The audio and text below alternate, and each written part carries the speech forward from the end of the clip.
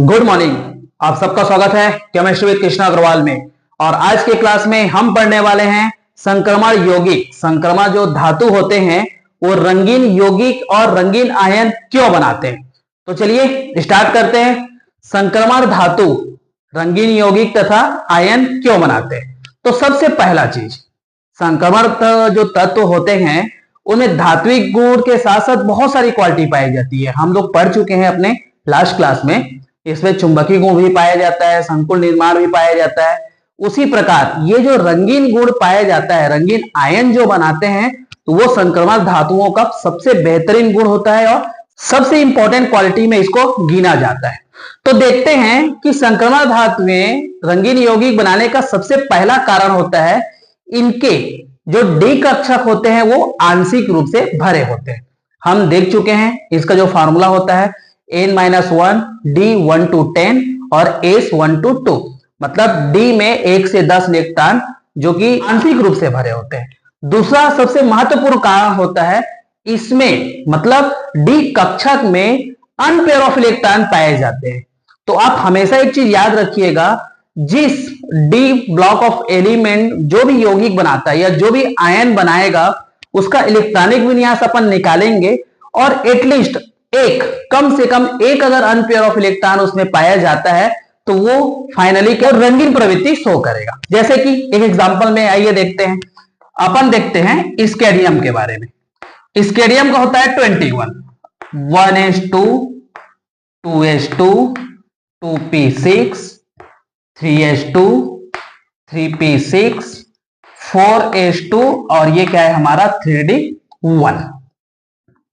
अब देखते हैं ये हमारा s ऑर्बिटल है और ये हमारा d ऑर्बिटल। 1 2 3 4 5, 1 2 3 4 5। ठीक है, चलिए देखते हैं। अब ये s में कितने इलेक्ट्रॉन है भाई हमारे पास? 2 इलेक्ट्रॉन। और d में कितने इलेक्ट्रॉन है? 1, जो कि किस फॉर्म में है? अनपेयर्ड फॉर्म में है। मतलब ये हमारा अयुग्मित इलेक्ट्रॉन है।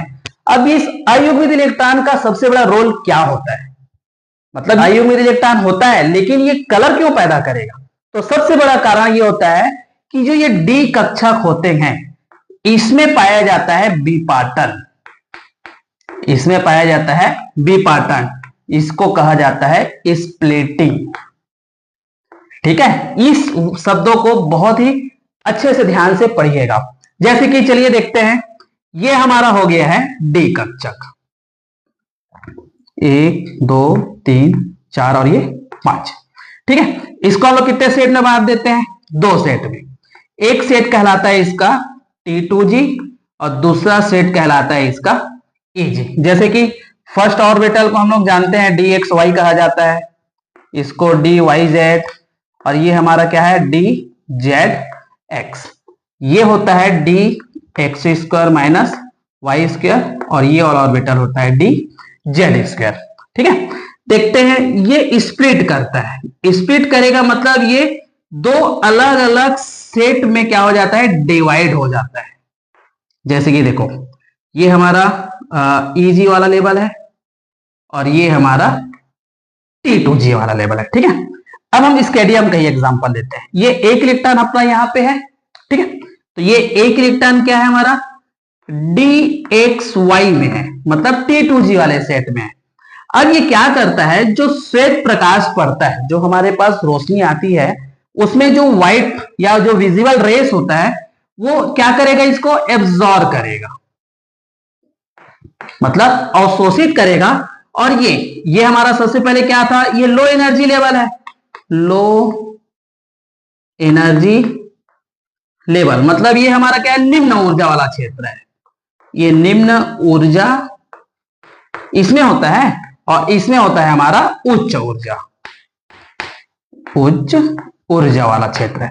तो ये एब्जॉर्ब करने के बाद ये इलेक्ट्रॉन कहां जम करेगा? हमारा हाई एनर्जी वाले लेवल में।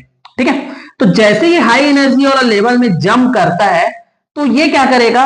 अपने एब्जॉर्ब किया हुआ कलर तो दिखाई नहीं देगा, लेकिन उसके संपूरक कलर जो होते हैं वो दिखाई देते हैं। और संपूरक कलर क्या होता है वो अपन देखने वाले हैं। ठीक है, तो एक बार हम लोग रिपीट कर देते हैं। ये जो डी कक्षक होता है उसमें पाया जाता है स्प्लिटिंग, विपाटन, जिसको बोलते हैं D D transition, D D संक्रमण कहा जाता है। तो ये विपाटित होता है किसमें, ईजी में और टेटोजी में। ठीक है, तो ईजी वाला लेवल है हमारा लो एनर्जी जोन है, और ये हमारा क्या है, हाई एनर्जी जोन है, उच्च ऊर्जा वाला क्षेत्र है। तो एनर्जी को एब्जॉर्ब करने के बाद क्या करता है, ये उच्च में पहुंचाता है, तो ये एब्जॉर्ब करेगा जिस कलर को, उसके कंपलसरी जो कलर होता है, उसके संपूरक जो कलर होता है उसको क्या करेगा, ये उत्सर्जित करेगा, जो अपने को दिखाई देता है। जैसे कि हम इसको एक डायग्राम के माध्यम से समझते हैं। ठीक है, आइए, जैसे कि देखिए ये हमारा साइकिल है, जिसकी विब्ग्योर VBGYOR, जैसे कि ये हमारा वायलेट कलर है, वायलेट कलर को एब्जॉर्ब करेगा तो ये क्या दिखाई देगा भाई, येलो कलर का दिखाई देगा, मतलब ये हमारा बैंगनी कलर है। तो ये उत्सर्जित कौन सा कलर होगा, हमारा पीला कलर उत्सर्जित होगा। तो ये जो साइकिल है उसको विशेष ध्यान दीजिएगा। ब्लू कलर है तो वो ऑरेंज दिखाई देगा, नहीं तो रेड कलर दिखाई देगा। इसके एनर्जी लेवल जो इसके पास में है वो कलर क्या करता है, ये उत्सर्जित करता है। ठीक है, उसी प्रकार रेड अगर होगा तो ये किसको शो करेगा, ग्रीन को उत्सर्जित करेगा। तो इस प्रकार जितने भी ट्रांजिशन एलिमेंट होते हैं वो इस प्रकार के जो संपूरक कलर होते हैं उसको उत्सर्जित करते हैं। इसमें एक उदाहरण के माध्यम से समझते हैं, जैसे कि कुछ भी एक उदाहरण ले लेते हैं। हमारे पास सबसे पहला उदाहरण है, कॉपर के साथ क्या है, पानी एक संकुल बनाता है, और ये किस फॉर्म में है हमारा, ये 2+। ठीक है, ये क्या करता है, लाल रंग को अवशोषित करता है और नीला रंग को क्या करेगा, ये उत्सर्जित करेगा।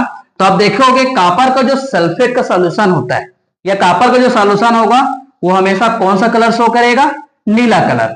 उसी प्रकार दूसरा एग्जांपल हम लेते हैं क्रोमियम 4+ के लिए, और तीसरा एग्जांपल आप देखो क्रोमियम 3+ के लिए।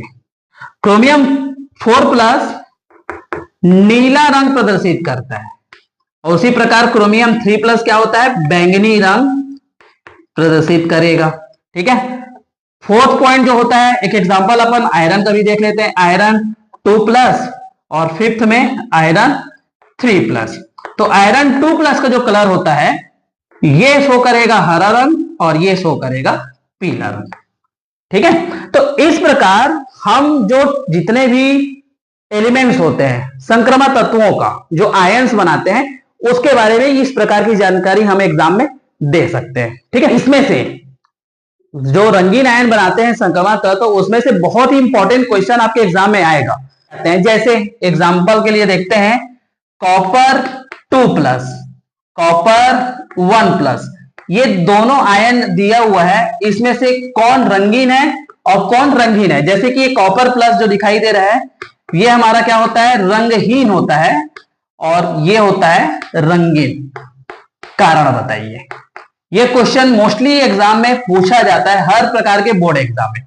जैसे कि एक छोटा सा एग्जांपल देखते हैं, ये हमारा कॉपर है, कॉपर का हम लोग क्या करते हैं, इलेक्ट्रॉन विन्यास सबसे पहले निकालते हैं, 29 होता है। ठीक है, 1s2 2s2 2p6 3s2 3p6 4s2 और 3d क्या होता है भाई, ये 9।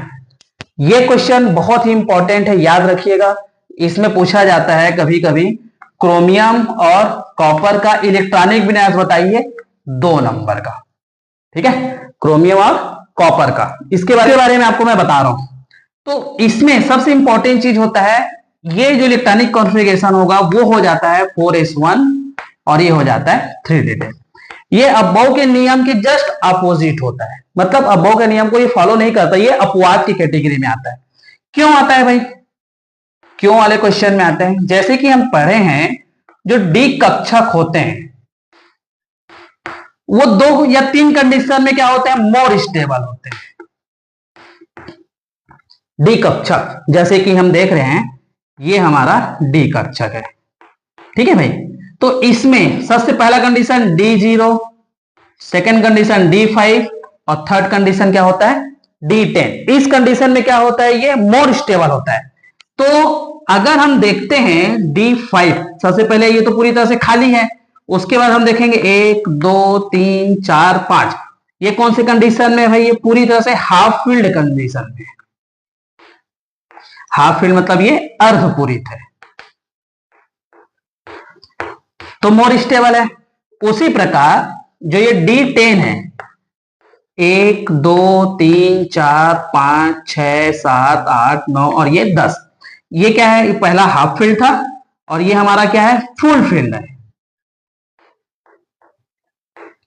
ये दोनों कंडीशन में डी कक्षक क्या होते हैं, मोर स्टेबल होते हैं। इसलिए करेगा क्या, एच से एक इलेक्ट्रॉन कौन ले लेता है, डी, अपने आप को स्टेबल करने के लिए। इसलिए क्या हो जाता है, ये इस कंडीशन में अपने आप को इलेक्ट्रॉनिक विन्यास को चेंज करता है। अब हम देखते हैं कॉपर कंडीशन में, कॉपर एक कंडीशन में इसका इलेक्ट्रॉनिक विन्यास क्या हो जाता है, 3d10, मतलब ये पूरी तरह से स्टेबल है। जैसे कि हमारा 1 2 3 4 5 6 7 8 9 और ये 10। अब कॉपर 2+ में देखते हैं, तो कॉपर 2+ में क्या हो जाता है भाई, ये 3d9 हो जाता है। जैसे कि ये